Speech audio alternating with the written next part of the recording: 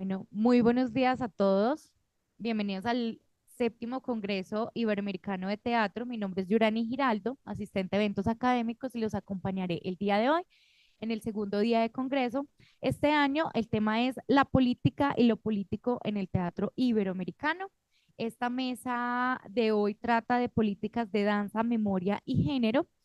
Em, Les voy a solicitar muy amablemente a los invitados estar atentos a las indicaciones del cumplimiento del tiempo para llevar a cabo la totalidad de las mesas. También, bueno, van a contar con 10 minutos. Al final, si tenemos unos espacios, vamos a abrirlo para preguntas, tanto para los asistentes presenciales como para los virtuales. Entonces, damos inicio a este segundo día. Iniciamos con Cristian Salazar de Costa Rica con Inmutables, Teatro, Resistencia y Memoria ante las terapias de conversión. Adelante, Cristian. Bueno, muy buenos días y muchísimas gracias a todas y todos por estar acá. Eh, el teatro se concibe como un acto político que invita a la reflexión y a la lección, y su capacidad para interpelar a la sociedad radica en la representación de realidades que a menudo son silenciadas. Inmutables nace de la necesidad de dar visibilidad a las llamadas terapias de conversión, prácticas que aún se ejecutan en Costa Rica en diferentes países del mundo.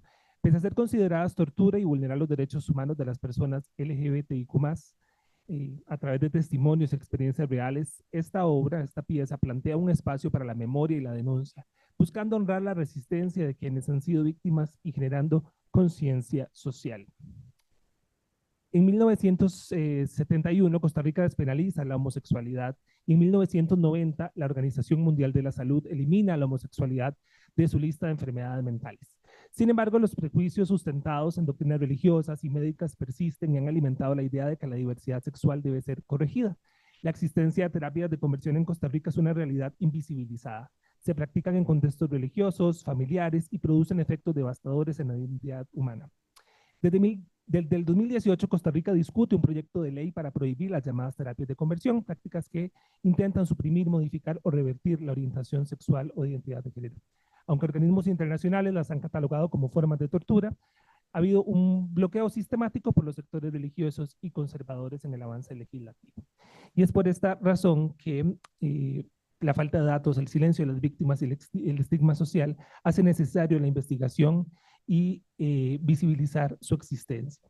Esta ponencia propone explorar el teatro como un espacio de denuncia para estas prácticas y construir memoria colectiva. Muy bien, chicos, estamos avanzando.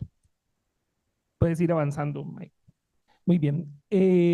Según vos, el teatro está vinculado intrínsecamente a lo político, ya que todas las actividades humanas lo son en su esencia. En esta línea, el arte escénico no solo se presenta como un acto estético, sino como una práctica crítica y transformadora que permite visibilizar a los sectores excluidos y ensayar las posibilidades de cambio social.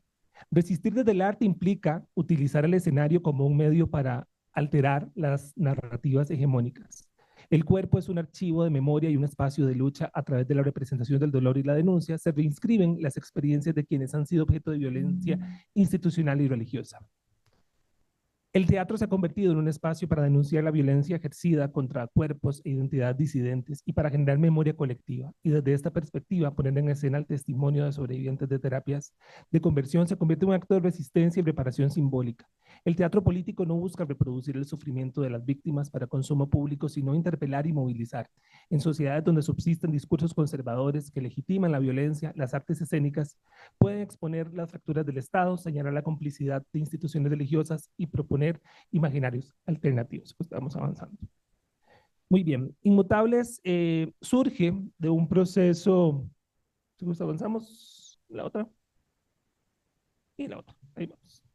Muy bien, Inmutables surge de un proceso de investigación para mi proyecto de maestría en Derechos Humanos y Educación para la Paz, que lleva a una recopilación de memorias de 10 personas de la comunidad LGBTIQ+ de Costa Rica que confiaron sus relatos y sus testimonios. La fase inicial de este proyecto consistió en la selección de los participantes a través de organizaciones, de redes sociales, y se recolectaron testimonios mediante entrevistas y relatos escritos, que hablan de retiros espirituales donde se inducía la aversión mediante rezos, humillaciones, sesiones psicológicas en las que se le calificaba la homosexualidad como una enfermedad, y a presiones familiares para asistir a consejerías que prometían la cura, Su esencia se trasladó a la escena a través de un monólogo, de diálogos y de cuerpo en movimiento y símbolos. Estos testimonios, podemos avanzar. Estos testimonios recopilados de manera confidencial y anónima para proteger a las personas provienen de diferentes rangos etarios, personas adultas mayores, personas jóvenes, personas trans, personas no binarias, lo que visibiliza la amplia variedad de experiencias. La segunda fase de este proyecto consistió en realizar entrevistas orientadas ya a construcción de historias de vida y a participar en un taller de construcción de la memoria. Este espacio buscó motivar el recuerdo compartido en torno a las experiencias vividas con las terapias de conversión, promoviendo una reconstrucción colectiva de los relatos. En este contexto, la memoria se entiende como una herramienta para mantenernos alerta frente a las violencias, a la invisibilización y otras formas de intolerancia. Este taller incorpora ejercicios del teatro que desde la sensibilidad artística facilitaron el reconocimiento de las huellas del pasado como un acto de reparación simbólica y una vía para hablar de derechos humanos. Se desarrollaron ejercicios creativos, dibujo, escritura, narración oral, mediante los cuales las personas participantes transformaron sus recuerdos en materiales expresivos. Esta práctica favoreció el reconocimiento mutuo y el consuelo compartido y la construcción de una memoria colectiva desde lo íntimo. El resultado de esta exploración se concreta en un diseño de puesta en escena que integra los hallazgos obtenidos durante el proceso creativo. ¿Podemos avanzar?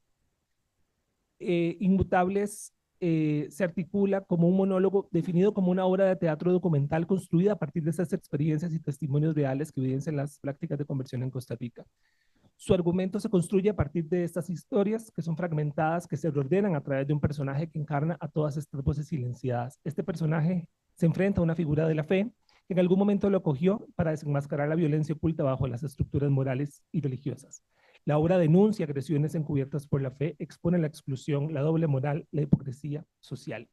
La propuesta estética parte de una visión poética de la memoria y la experiencia y se apropia de elementos visuales e imaginarios del tríptico del Jardín de las Delicias, del Bosco, las cuales sirven como una metáfora de la condena religiosa y de la búsqueda de la luz interior. Esta selección nace a partir de este ejercicio de exploración del taller que les comentaba, donde una de las personas participantes identifica su experiencia con esta obra pictórica, reconociendo en sus escenas simbólicas una representación de su vivencia personal. Y a partir de esta conexión, el jardín se convierte en un espacio escénico cargado de significado. Siguiente.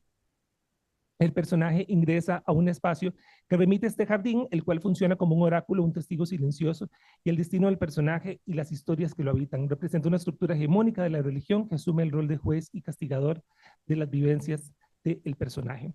A lo largo de las escenas se escuchan los testimonios reales de las personas sobrevivientes de terapias de conversión. Sus voces revelan sentimientos, pensamientos, torturas, las agresiones vividas, abriendo una ventana a la intimidad de sus vidas y de sus secretos, ahora expuestos en escena. Y es aquí como la palabra se convierte en luz, un acto de visibilización y de sanación que permite romper el silencio y mirar hacia afuera.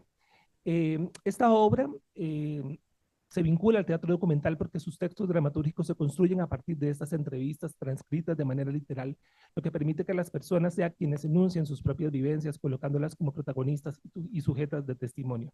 Además, bueno, utilizamos este espacio virtual para reconocer la dimensión espiritual de las terapias de conversión, donde las iglesias pretendían borrar identidades, la escena celebra la diversidad. ¿Podemos avanzar? Como actor, como investigador, como defensor de los derechos humanos, como miembro de la comunidad LGBTIQ+, mi participación en Inmutables fue un acto de compromiso que trascendió lo personal porque no solo me permitió comprender o investigar el marco legal y social que sostienen estas prácticas, sino las huellas psicológicas, emocionales y espirituales que dejan a quienes las atraviesan. Desde lo artístico, el teatro se convirtió en un espacio de investigación social donde las narrativas invisibles encuentran su voz. El desafío escénico principal fue encontrar esta forma ética y respetuosa de representar el trauma sin caer en la revictimización. Nos inspiramos en los principios también del teatro del oprimido, orientando la creación hacia una experiencia teatral que funcionara como un espacio de cuidado, de escucha activa y de reparación simbólica. Y cada escena fue construida con el objetivo de dignificar las voces de quienes compartieron sus testimonios, generando un acto escénico que denuncia, pero también abraza. ¿Podemos continuar? El teatro construye una memoria viva que se activa cada vez que una obra se representa. Al poner en escena testimonios de terapias de conversión, se genera un archivo performativo que impide que estas violencias sean olvidadas o negadas. Inmutable se convierte así en un repositorio de experiencias que desafían el silencio y la impunidad. La memoria no se presenta como un relato lineal, sino como un territorio de disputa donde se confrontan el olvido y la visibilización. El trabajo de recuperación de estas historias de vida permite reivindicar sus derechos y cuestionar las narrativas oficiales que han negado la violencia de las terapias de conversión. Representar para recordar es una forma de resistencia y de sanación. Cada diálogo de la obra invita al espectador a convertirse en un testigo activo, a enfrentarse a un tema que muchas veces ha permanecido oculto por miedo y prejuicio. La audiencia comparte la intimidad de las víctimas, escucha su voz y participa en la construcción de una memoria que honra su resiliencia. De este modo, el espectador deja de ser un observador pasivo y se convierte en un agente que pueda aportar a la transformación social. Inmutables, podemos continuar. Inmutables evidencia el poder del teatro como herramienta de incidencia social y política. La obra transforma estos testimonios en actos de resistencia y memorias en escena, generando un diálogo crítico con la audiencia. El teatro se convierte así en un espacio para visibilizar, para significar los derechos humanos, ofreciendo una mirada íntima que denuncia la violencia y al mismo tiempo acompaña a las víctimas en su proceso de sanar y de reclamar justicia. La necesidad de crear espacios para las voces disidentes y de promover investigaciones que expongan estas violencias es imperiosa. Inmutables es un ejemplo del arte comprometido con los derechos humanos que no solo denuncia, sino que contribuye a la construcción de una sociedad más justa e inclusiva. Al nombrar lo innombrable y compartir el testimonio de las víctimas, se abren caminos para la empatía, para la acción colectiva y recordarnos que no hay nada que curar.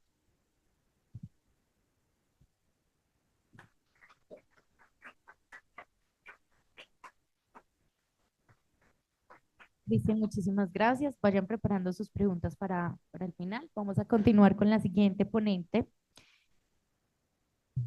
Micaela Suárez y Vanessa Heredia, con la ponencia El suceso, danza abierta, enlaces y cruces entre prácticas artísticas, dictadura y democracia, 1981-1984. Adelante.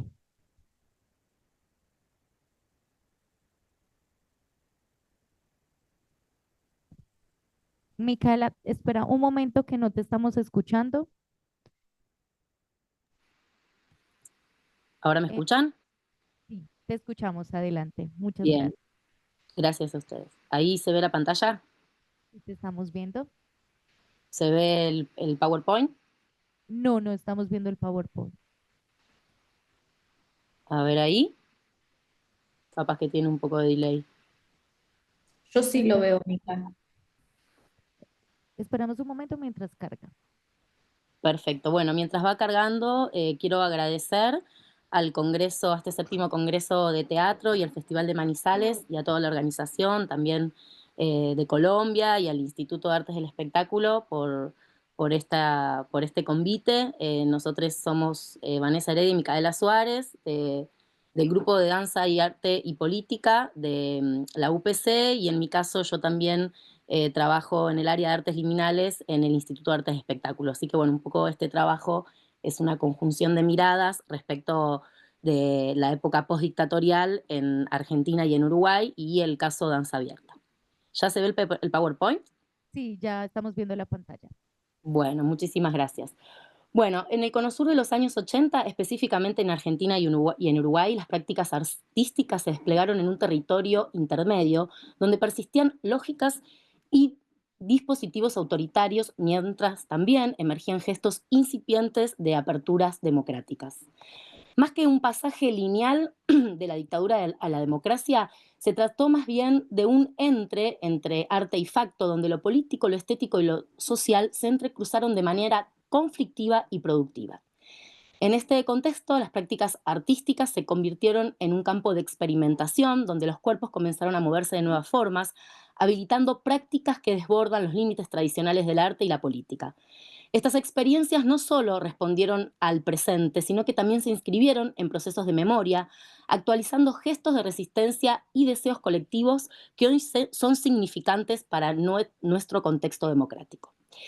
Eventos como el Zuletazo de 1983 en Argentina, como el Obeliscazo de 1983 también en Uruguay, así como también las propuestas de las ferias de arte en Córdoba, los encuentros de danza, arte en la lona, intervenciones callejeras de Uruguay, son todos esos eventos claves que han retomado la reapropiación tanto de los movimientos de los derechos humanos como de los jóvenes artistas, del espacio público y también de experiencias que, desde la confluencia de diferentes campos, actores y acciones, sentaron las bases para una nueva configuración de lo sociopolítico y cultural hacia las aperturas democráticas en el Cono Sur.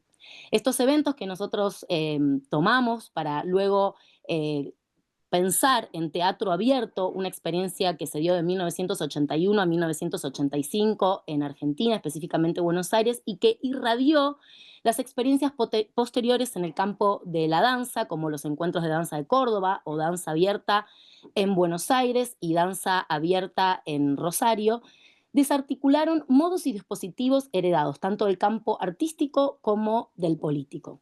Numerosos estudios vienen abordando el aspecto micropolítico de estas prácticas. En nuestros casos nos centraremos en las artes escénicas para hacer foco, como dije, en el campo de la danza y cómo los artistas del sector articularon nuevas formas de politicidad en los modos de producción y gestión de ese asociativismo y en las formas en que desplegaron la corporeidad. En este contexto de transición democrática, siguiendo a Mar Franco, entendemos a los estudios en danza que conciben a lo político como el entramado de fuerzas y motivaciones que participan de lo personal, lo artístico y lo institucional. Así, la potencia política de estas prácticas radica en la forma en que logran ocupar y transformar el espacio cultural, generando nuevas relaciones entre cuerpos, territorios y memoria. Entonces, de esta perspectiva, estudiamos teatro abierto en Argentina como este punto de irradiación y se constituye como un antecedente clave para las prácticas artísticas al proponer un modo de organización colectiva y autogestión y resistencia cultural que excedió lo específicamente teatral y abrió un horizonte de experimentación para otras disciplinas. Desde el abordaje que propone el investigador Ramiro Manduca, el teatro se configura en este periodo como un horizonte de expectativas hacia lo democrático que consolida la idea de resistencia molecular desde la praxis artística. Es decir, un modelo que de articulación entre arte y política y que funcionó como un fenómeno de irradiación hacia otras experiencias culturales del contexto. En este proceso en Argentina, particularmente en Buenos Aires, se da danza abierta y retoma y reformula la experiencia de teatro abierto y trasladando al campo coreográfico la politicidad de los cuerpos en escena, el trabajo interdisciplinario y la activación de estéticas y espacios no convencionales vinculados a lo subcultural. Danza abierta entonces emerge como un movimiento de confrontación respecto de las formas tradicionales y elitistas del campo de la danza, habilitando un espacio de resistencia y apertura hacia nuevas sensibilidades. En el caso de Uruguay, estos fenómenos fueron más moleculares y se pueden ver irradiaciones en eventos como por ejemplo Arte en la Lona o también en experiencias de intervención como la obra Salsi Puebles de Nelvia Romero, donde se vincula el campo de la danza, el grupo, por ejemplo, de danza babinca, con también el grupo de producciones audiovisuales SEMA y la participación de Graciela Martínez y Nelvia Romero en intervenciones callejeras, así como también la participación de la coreógrafa Verónica Artagabeitia en las video performance.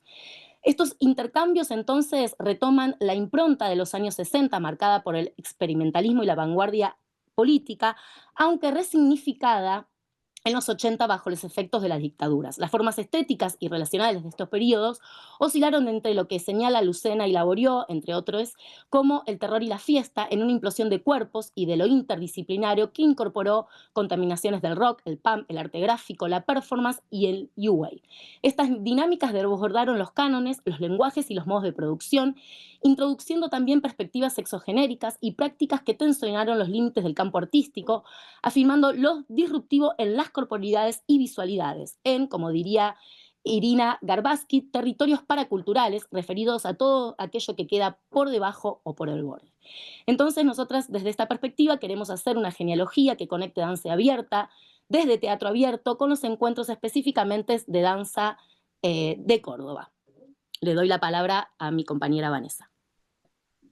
Bien, el ciclo de danza abierta ha sido ampliamente analizado por Victoria Fortuna en su trabajo móvil Otherwise. Destacamos el del trabajo de ella, el aporte en torno a pensar la práctica que ocurrieron en danza abierta con lo que ella define como una ética populista, ¿no? Una ética populista que facilitó, entre otras cuestiones, la economía y la circulación corporal, desafiando de este modo las coreografías sociales impuestas por el régimen, tanto para los intérpretes como para los espectadores. Esto es porque fue un ciclo de apertura que incluyó distintos géneros dancísticos, pero también incluyó una gran asistencia de espectadores.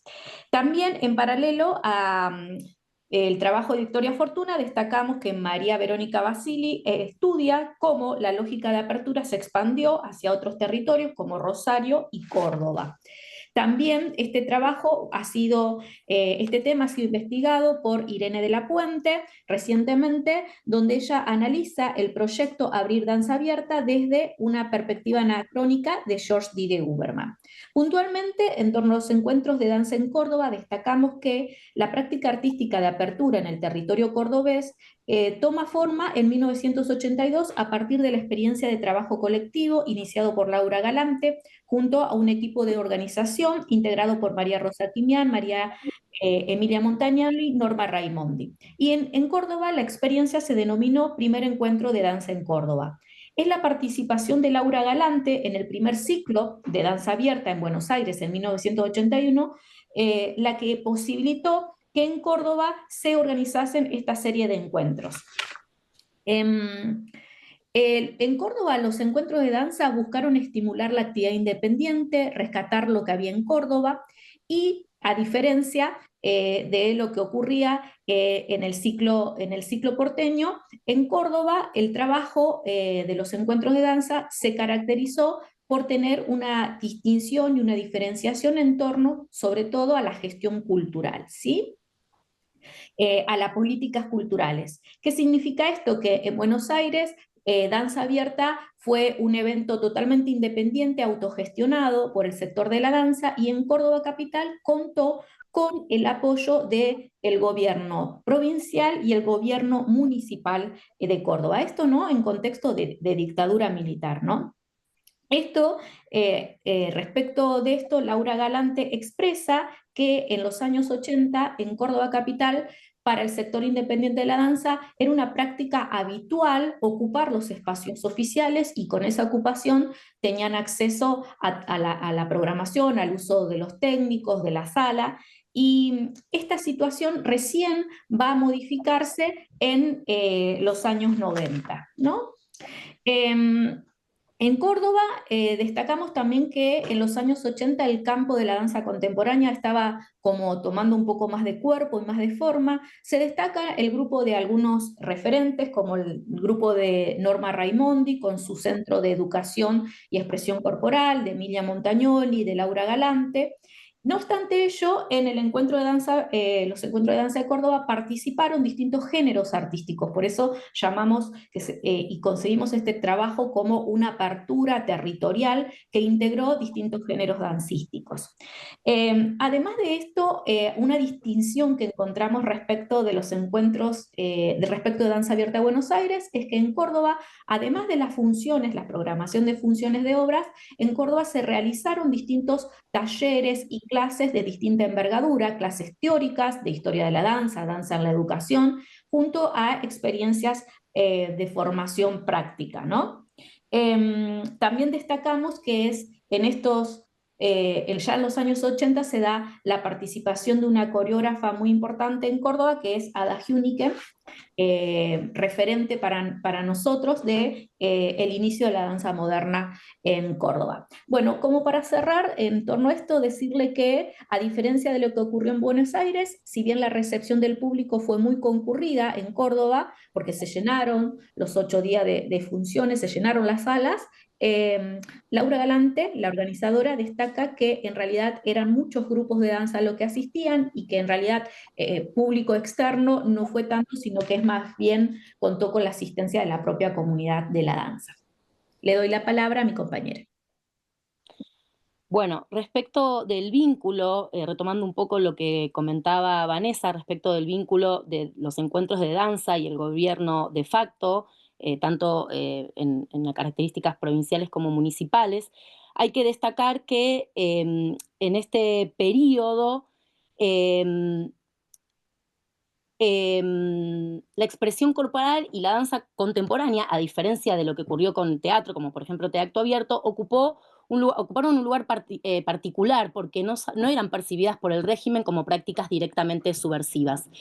Estas prácticas artísticas de alguna manera tuvieron margen para la gestión y la participación en espacios oficiales y para la experimentación corporal. Está el caso emblemático de Dirección Obligatoria de Alejandro Cervera, estrenada en la Sala Martín Coronel del Teatro General San Martín, que está estudiada por Juan Vallejos, que pese a que tenía una crítica sobre la última dictadura militar, la obra no sufrió una censura directa, aunque sí cierto silenciamiento de la crítica. Bueno, esto mismo pasaba en Córdoba y sucedía con frecuencia porque los regímenes autoritarios conservaban un concepto elitista y hegemónico de la danza más ligada a la tradición del ballet. Así que esta expresión, cierta expresión emotivista de la danza moderna o de la expresión corporal, en apariencias para el régimen era despolitizada. Es por eso que es importante también señalar que, referido, como decía, al SEDEC, ¿no?, al desarrollo de la expresión corporal en Córdoba, por fortuna es analizado la expresión corporal como un ámbito de emancipación que ya venía de la época de los 60, de emancipación, expresión y liberación de las corporalidades. Entonces, acordamos con la investigadora la centralidad que tiene la expresión corporal en estos Micaela, eventos. por favor, vamos cerrando la idea que ya nos pasamos de tiempo por respeto a los otros ponentes también. Perfecto. Cierra un Bueno, minuto la idea para continuar con los otros ponentes. Muchas gracias. perfecto. Bueno, entonces, un poco la idea es poder hacer unos ejes de análisis entre estos diálogos entre Córdoba, Buenos Aires y Montevideo, a partir de la obra Sexteto de Laura Galante, que no vamos a desarrollar. Los ejes de análisis va a ser el géneros y binarismo en tensión, desde el planteo coreográfico de Galante, y que se retoma en obras como Gris, del grupo Babinca, y también algunas producciones del grupo de Buenos Aires Núcleo de Danza. Después también los lenguajes coreográficos e interdisciplinares, en este caso la hibridez, que dialoga con la danza experimental, la expresión corporal y esta ética populista que también va a ser retomada en Uruguay. Los espacios de circulación y las políticas culturales que luego van a ser, como decía Manduca, estos espacios de resistencias moleculares que hacia el periodo democrático sentan las bases para lo que sería luego las políticas culturales específicamente en Argentina del alfonsinismo, y también la importancia de las redes regionales y las memorias corporales en este cruce de artistas de los diferentes ámbitos y sectores del Río de la Plata, como un dispositivo de apertura y de democratización cultural. Concluimos que Danza Abierta en Buenos Aires y los encuentros de danza en Córdoba pueden ser entendidos como no como simples festivales artísticos, sino como espacios intermedios donde persistían estas lógicas autoritarias y al mismo tiempo se abrían horizontes democráticos. Entonces, la expresión corporal, la danza, configuran lenguajes antielitistas y como herramientas de democratización cultural, los cuerpos en movimiento, en talleres, en escenarios y en calles, operan como archivos vivientes, registrando y produciendo memoria. Al mismo tiempo, el carácter experimental de estas prácticas habilitó contaminaciones con lo subcultural y lo popular, desde el rock, el pan, las artes visuales y la performance, expandiendo los límites disciplinares y afirmando lo que Garbasti conceptualiza como territorios paraculturales. Así, combinamos y terminamos que estos procesos pueden leerse como genealogías abiertas, cuya resonancia excede el periodo analizado y abre líneas para futuros estudios del campo de la danza sobre género, políticas culturales y memorias corporales en este cono sur convulsionado. Muchas gracias. Muchísimas gracias. Bueno, continuamos con la siguiente ponente, Diana Torres desde México. Performar la disidencia, intervenciones performáticas entre maestras de educación básica y entornos de lo vivo. Claro.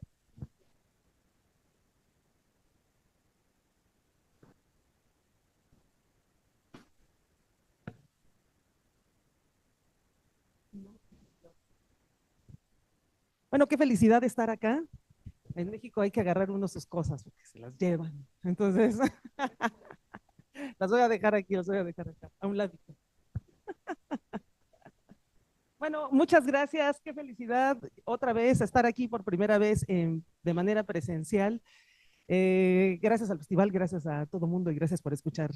Y bueno, la ponencia se llama así, Performar la disidencia, intervenciones performáticas entre maestras de educación básica y entornos de lo vivo.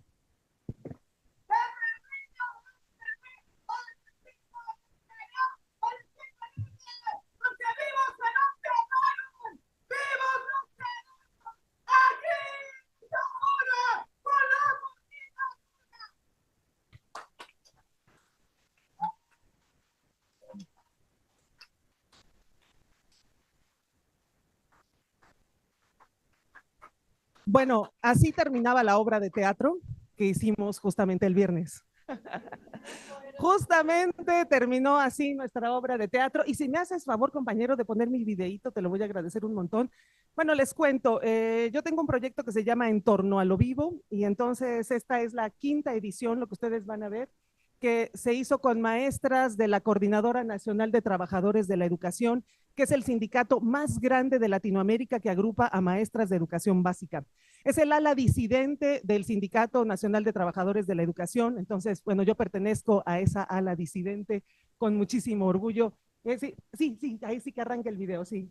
Entonces, hoy vienen conmigo también, ellas son parte de la escena final de la obra que presentamos el viernes. La obra se llamó Venceremos, y la presentamos en el edificio de la Coordinadora Nacional de Trabajadores de la Educación, que fue tomado en el año 2008 y ahora es el emblema de las luchas en la Ciudad de México, porque ahí pueden llegar todas las resistencias.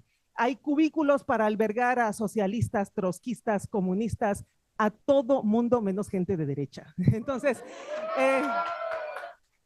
Entonces, todas las disidencias de verdad caben en ese edificio. Es un edificio que tiene muchísima vida, es un edificio potente, es un edificio que narra, que cuenta, y sobre todo que está vivo.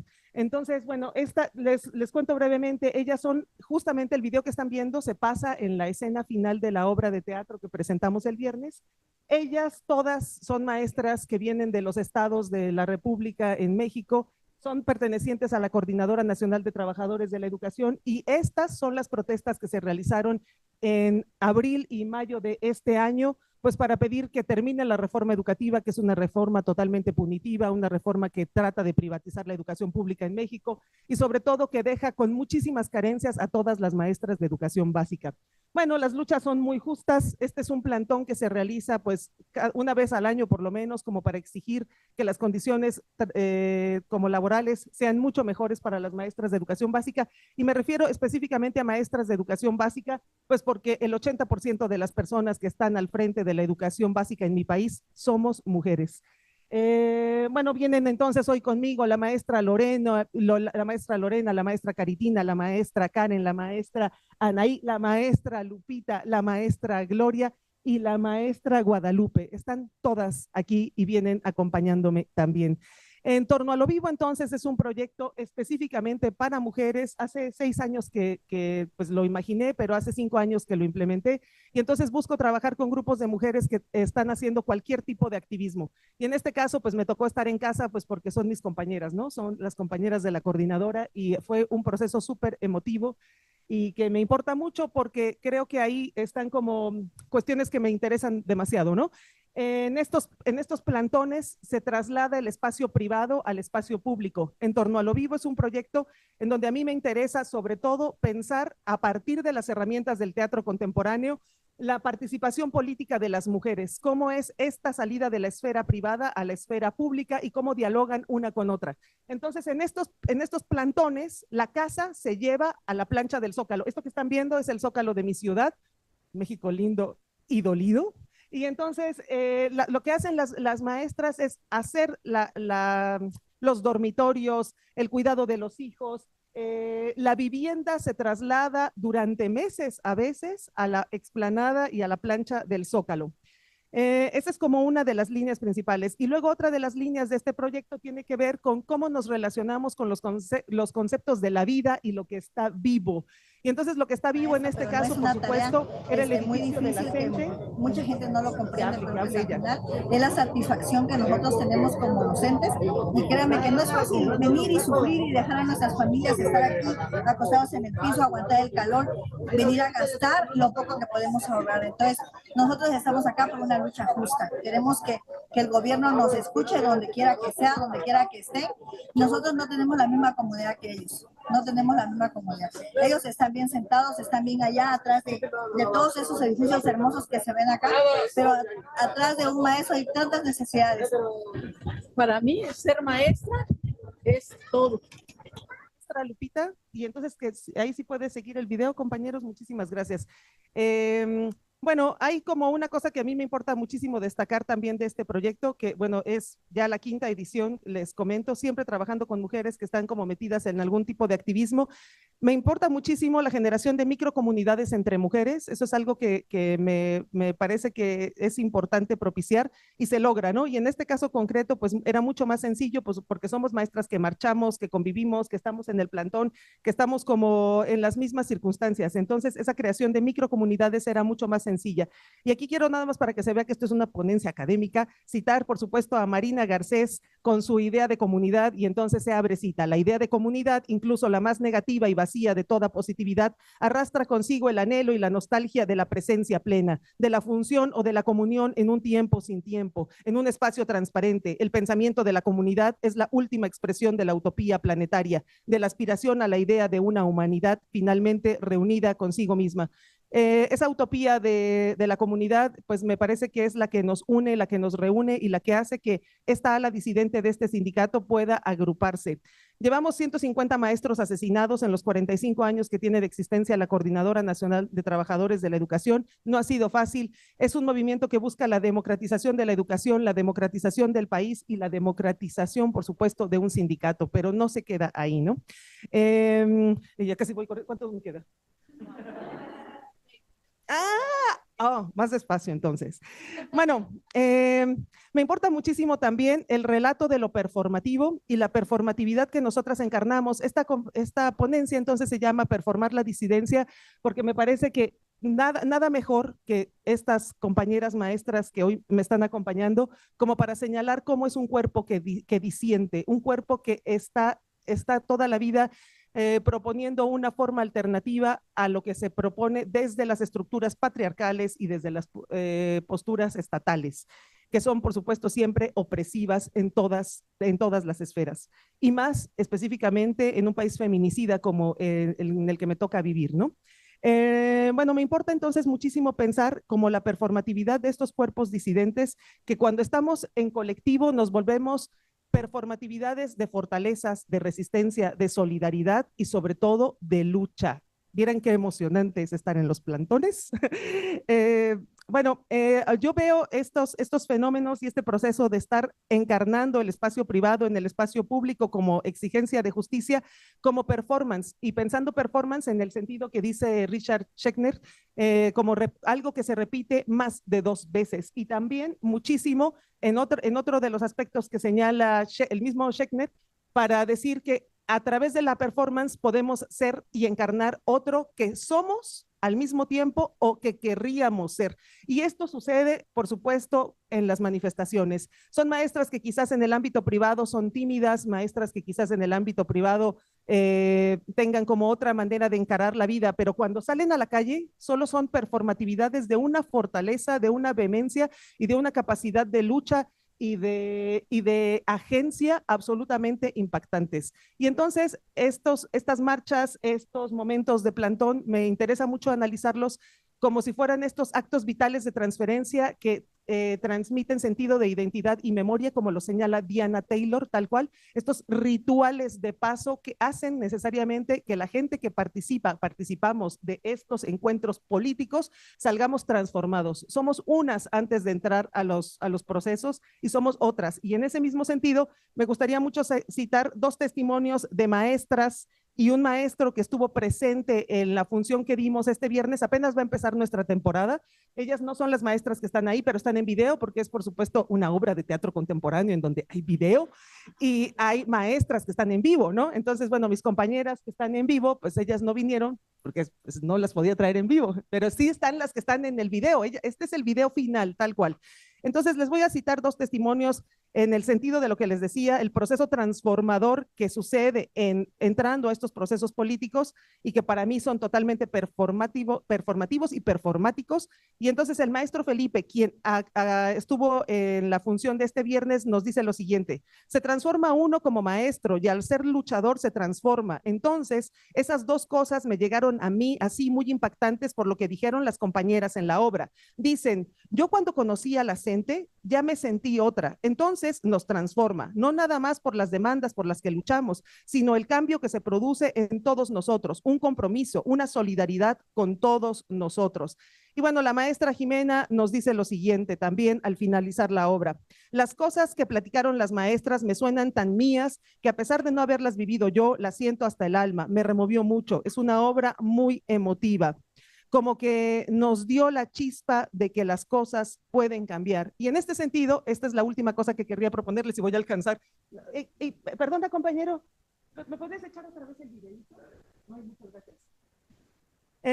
Es que aquí tenía que estar, ¿eh? Ellas me tenían que acompañar, pero no me di a entender. Bueno, entonces, la última cosa que me interesa mucho de este proyecto En torno a lo vivo es que yo creo profundamente en el poder simbólico de la transformación a través del arte, por supuesto, ¿no? Como seguramente todos los que estamos acá.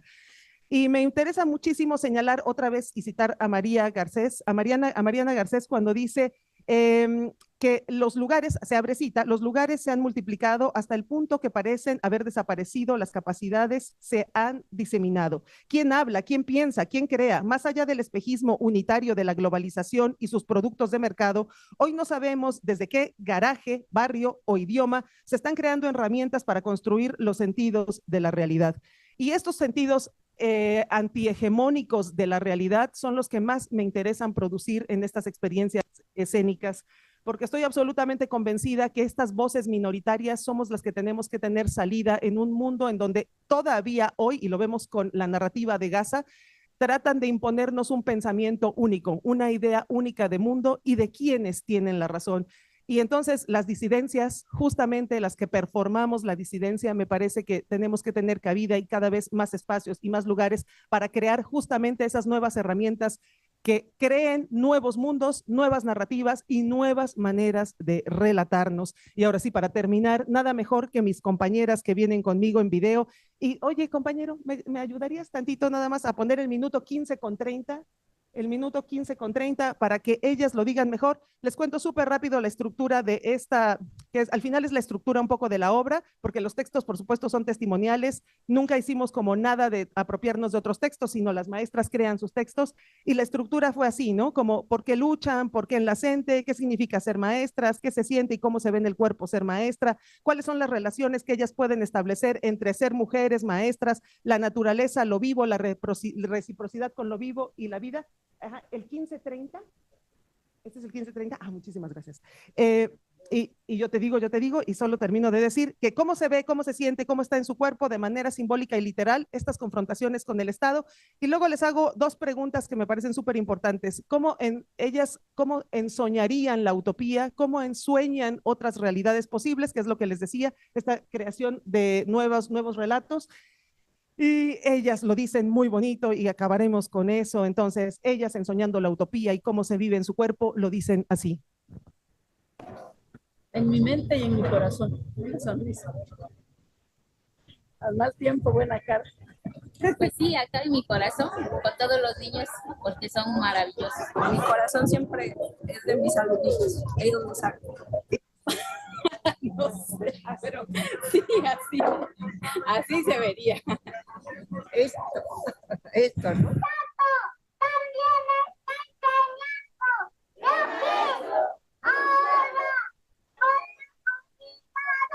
Muchísimas gracias, muchísimas gracias.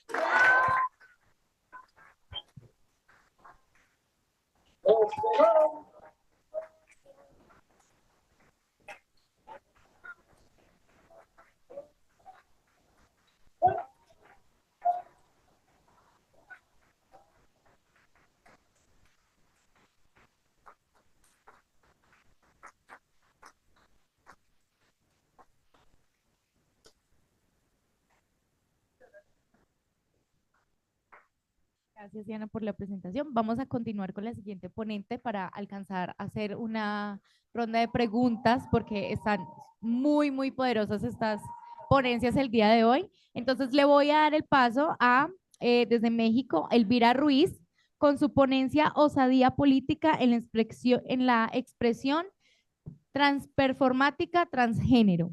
Adelante, Elvira. Muchas gracias. Autorretrato, osadía política en la autoexpresión transperformática transgénero. Bueno, con este escrito proponemos discutir críticamente el gradiente político osado y el impacto transperformático en la autoexpresión transgénero, en tanto la liminalidad transicional transgenérica encuentra en el transperformance una vía de expresión y análisis a partir del reconocimiento, contención y asunción que este recurso epistémico cobija con una estética pictórica, la del autorretrato. Transitar factible para deconstruir el binarismo impuesto por los mandatos heteropatriarcales opresores sobre el yo, basándose en muchos casos en la diferencia anatómica de los sexos. Palabras clave: audacia política, expresión transperformática y transgénero. Perspectiva de género. El abordaje nos obliga a dar cuenta de la perspectiva y las condiciones de género, corporalidad, psique, identidad, subjetividad, cultura y entorno social. Dicha perspectiva sobre el género implica analizar los lazos sociales inter e intragenéricos. El primer tipo responde a la relación entre personas de diferentes géneros y en el caso de las relaciones intragenéricas nos referimos al vínculo entre personas ubicadas explícitamente en el mismo género. Desde la óptica aportada por la feminista mexicana Marcela Lagarde, los ordenamientos del género y su reproducción se acotan a la recopilación de, cito, códigos, leyes, mandatos y mandamientos escritos, memorizados y transmitidos oral, ejemplar, gráfica o imaginariamente. Cita. A su vez, la teoría del género implica el análisis de la eficacia real y simbólica de las capacidades de conservación, innovación y cambio que presentan las diversas dimensiones del mundo en cuanto a sus contenidos de género, nos comparte Lagarde.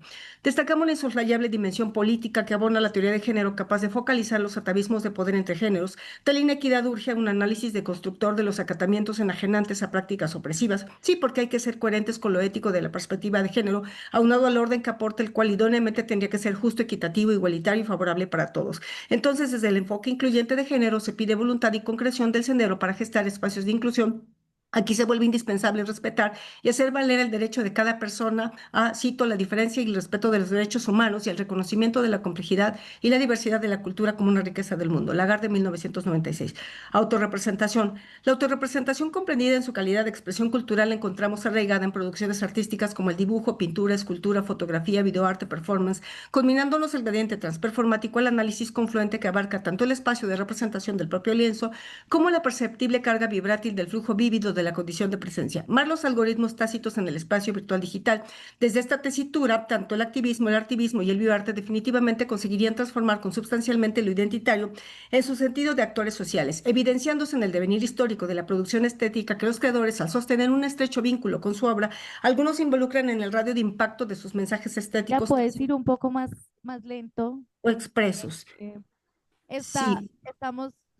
Vas un poco rápido y pues queremos escuchar un poco más lento lo que dices. Sí. Tenemos tiempo, podemos... Bueno, ok. La condición agencial de la presencia de los sujetos del acontecer poético modifica significativamente la experiencia estética del espectador en su calidad de destinatario y recíprocamente la impronta simbólica irradia multidimensionalmente en el artista destinador del acto creativo. Ocurre así porque es propio de ciertas prácticas artísticas la confluencia sinérgica de la mismidad y alteridad, trenzados cual ADN, el hilo del performer, la madeja de la obra y el anudamiento con el público partícipe en el lazo liminal surgido en la materialidad instantánea transperformática, aunada dicha transitoriedad a la inmisión de otra edad, dado que en tantos sujetos de la estructura y del lenguaje nos producimos en mixtura con el gran otro, Lacan, 1966, y transitamos en determinados escenarios de la estructuración a la representación o a la presentación y a la performatividad, Ruiz, 2023. A saber, con el autorretrato como recurso viable de expresión, acompañamiento y andamiaje transformador, trastocamos transperformáticamente lo hegemónico y políticamente correcto del canon pictórico y de otros ámbitos sometidos durante siglos a los mandatos represores de orden cisgénero y heteropatriarcal. En el caso transgénero, aquí compartido circunstancialmente, se gestó una osadía para sí y hacia los otros a través de la producción de obra pictórica testimonial, ponderándose la pintura autobiográfica cual alternativa emancipatoria para las representaciones sexogenéricas impuestas desde un enfoque misógino y binario, a fin de dar espacio desde las artes plásticas a las identidades, asociaciones y orientaciones periféricas. Luego, a contrapelo de las tendencias no normalizadoras excluyentes, buscamos dar cuenta de la transformación del sujeto del acto transgénero y su registro en la obra de arte plasmada en los lienzos, archivo de su metamorfosis en transición continua, acontecimiento cuyo primer contacto se originaría en nuestro caso en la asignatura performance, siguió en las prácticas profesionales y continúa con el asesoramiento para el informe de grado del estudiante transgénero de la carrera de artes plásticas. Autoexpresión transperformática transgénero, itinerario de una posible osadía política. La senda recorrida dio inicio con el trabajo del sujeto consigo mismo y con su instrumento instrumentado para que el performer en ciernes conozca y reconozca su cuerpo cual medio performático, plástico y visual. Después se conminó a hablar de sí mismos con consignas en prendas personales, también a través de secuencias típicas y mediante un arte objeto, práctica que idóneamente nos aproximaría al autoconocimiento y a una posible autorreferencialidad estética. A decir, el autorretrato ya no se contenta únicamente con la perfección técnica del arte pictórico. Paulatinamente se exploraron híbridos interdisciplinarios viables para expresar con autenticidad lo que al artista le urge transmitir. En tal tónica, testimoniamos. En la clase de performance efectuamos diversas variables de arte-acción, por ejemplo, action painting, término acuñado por el filósofo, educador, escritor y crítico de arte estadounidense Harold Rosenberg en 1952. Este concepto, pintura de acción, se usa para tratar de comprender la creación de obra plástica de artistas, quienes utilizan, por ejemplo, a la manera de Jackson Pollock, el acto de pintar, cito, como performance, enfatizando el gesto y el movimiento del artista. Álvarez 2024. Después surgirán otros movimientos artísticos como el expresionismo abstracto, por ejemplo. Conviene aclarar que catalizar la afectividad y explorar otras vías de expresión a veces se topa con cuestiones personales que en ocasiones censuran o obturan la creatividad y el libre acontecimiento de los sujetos del acto estético, que, de no atenderse con un protocolo claro, respetuoso e informado, el procedimiento subjetivador poético, desafortunadamente en algunos casos se puede detonar, exacerbar o padecer inhibición, síntoma y angustia, Freud, 1926-2017, ansiedad, distimia, trastornos, crisis, depresión, dismorfia corporal, disforia de género, pero aún detonar comportamientos suicidas, situación delicada que exige referentes sólidos y cotos claros. Por añadidura, con respecto al acento somático del performance, su gradiente kinestésico da pie para gestar expresiones inéditas en determinados participantes dispuestos a dejar que su carga libidinal se exprese creativamente. Bueno, de facto, es propio de los artistas apostar por la liberación de los fantasmas en tanto estructuras permanentes en los sujetos quienes responden con su repertorio a la otredad gozosa. Lacan 66-67-2008. Así, en las asignaturas creativas coadyuvamos para transformar las producciones inconscientes en obra estética liberadora y transformadora para sus realizadores. Art Brut and Outsider Art. Hicimos clic con el Art Brut o arte bruto, conceptualización en la cual podemos hallar expresiones relevantes relativas al universo identitario del creador, plasmado en sus autorretratos y experimentar en el día a día con lo que tenemos a mano. Pues de algún modo esa interacción cotidiana nos ubica en el principio de realidad y nos estimula para netamente tratar de comunicar con el mundo. Cito, el proceso creativo outsider tiene como origen la resiliencia y la capacidad humana para encontrar vías de exteriorización del mundo. Así, el arte puede convertirse en una manera de tocar el mundo. Basta con tener la oportunidad de entregarse a él. García Muñoz, 2010, en Vascones, 2013.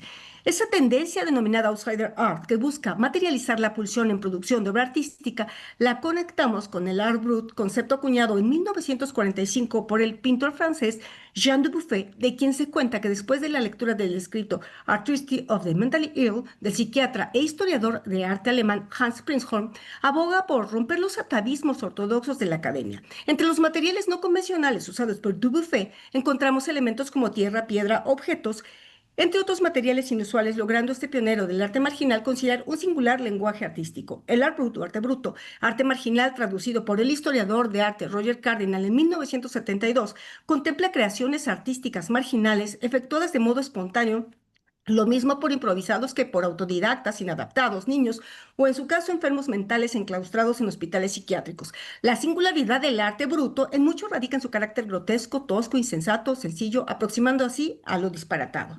Torres 2025. Recordemos que el arte bruto se asocia a la patafísica del dramaturgo francés Alfred Jarry, movimiento cultural que daría pie al dadaísmo y al surrealismo. Abreacción, sublimación y encuerpamiento.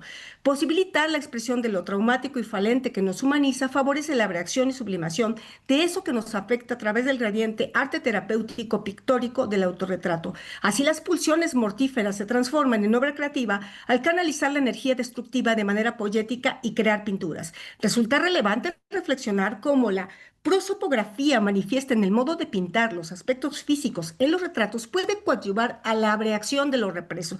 A la vez, La epopeya implícita en la obra radiografía rasgos de carácter de su creador, de ahí la pertinencia urgente de diversificar la mirada y la producción reflexiva al respecto. Por ahora el autorretrato nos representa una postura osada, política y ética que exige la inclusión y el respeto de cada persona. Así acuerpar con autorretratos materializa la agencia de otredad transgénero que osa contra las normativas binaristas. Luego, los encuerpamientos transperformáticos desde la óptica plástica y visual son, cito, figuras corporales concretas, no modelos abstractos o universalizantes, tramadas con hilos estéticos, filosóficos, políticos, biológicos y tecnológicos, entre otros, con sus filamentos, sus enmarañamientos y sus líneas de fuga. Martin 2021. Con esta expansión se rebasan las categorías definitorias. Consideraciones finales. A modo de colofón, destacamos la pertinencia del autorretrato en su calidad de vía autoexpresiva genuina. Recomendamos su utilización como un recurso contundente, incluyente, transperformático, osado y emancipador, aplicable como factible andamiaje en el acompañamiento y contención transicional de transperformers transgénero. Del tema discursado, encontramos en la creatividad pictórica un medio de transmisión amigable con las miradas, posicionamientos y encuerpamientos de otredad. Y aunque falta bastante para conciliar una auténtica equidad de género, hincamos aquí el estandarte de nuestro empeño ético. Bueno, pues quería compartir, no sé si tengo un segundo para compartir si me permiten. ¿Se está viendo? No sé si esté bien.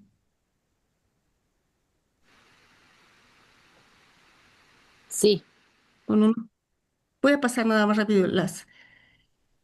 No, de hecho empecé al revés. ¡Ay, qué lapsus! Ok.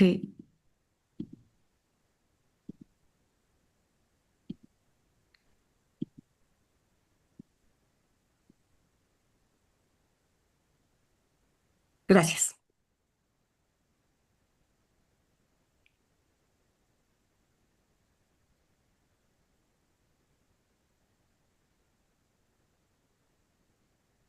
Participantes, tenemos un tiempo para abrir espacio de preguntas, pero antes de abrir el espacio, pues quería también como darle el agradecimiento a todos los ponentes. Estas ponencias estuvieron sumamente hermosas y poderosas. Como artistas no estamos obligados muchas veces a hacer activismo político, a denunciarlo, pero es muy lindo saber de que sí lo hacen, de que hay personas que están trabajando y sobre todo los artistas que nos acercamos a la parte humana. Entonces, muchísimas gracias por esos trabajos tan hermosos y vamos a abrir entonces el espacio para preguntas para los participantes y para los asistentes virtuales también. Entonces, ¿quién quiere participar? Diana, si quieres, vienes acá y nos acompañas.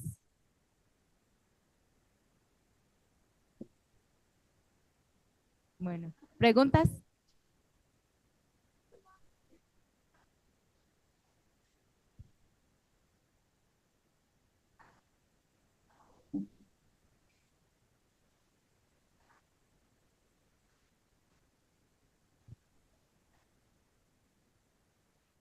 Pues es una obra que apenas empezó el viernes y la temporada, o sea, el viernes pasado, el viernes 26, no, la acabamos justamente el viernes 26, que es un día muy importante para nosotros porque ese día se conmemoraron los 11 años de la impunidad del asesinato de los 43 maestros normalistas en México. Entonces ese día era fundamental, ¿no? 26 de septiembre, 11 años de impunidad. Entonces ese día empezamos y vamos a continuar en octubre y en noviembre y todavía no tenemos redes sociales porque somos maestras que no sabemos muchas cosas de tecnología. Entonces no tenemos Instagram ni nada, pero lo tendremos. Bueno, las preguntas pueden estar abiertas a cualquiera de los ponentes. ¿Alguien más que quiera participar? Bueno, Diana, creo que, digamos, en lo que tú contaste en tu ponencia, siento que toda Latinoamérica es como un evento canónico, lo que viven en México, de las ponencias que estábamos viendo ayer, y acá también hemos tenido una lucha muy, muy fuerte por los derechos y los derechos de los maestros. También hemos padecido esa violencia, entonces es sumamente valioso tu ponencia y todo este activismo político que están haciendo a través del arte, entonces muchísimas gracias. Bueno, ¿alguien más tiene preguntas? ¿No? Bueno, entonces damos por cerrada, por terminada la mesa 6 del día de hoy. Vamos a tener un receso de 10:40 a 11:20, afuera y cafecito para que puedan compartir. Les invitamos a continuar a las 11:20 con la mesa 7 y la mesa 8. Vamos a estar en análisis dramático y espectacular 4. Y en esta mesa, políticas de salud, memoria y archivo. Y a las 12:40 tenemos también, chicos, por favor, no hemos terminado. Gracias. A las 2:40 vamos a tener conferencia de cierre con la maestra Beatriz Rix y José Manuel Lázaro. Entonces, los esperamos más adelante. Gracias. Muchas gracias. A ustedes, muchas gracias por todo. Chao.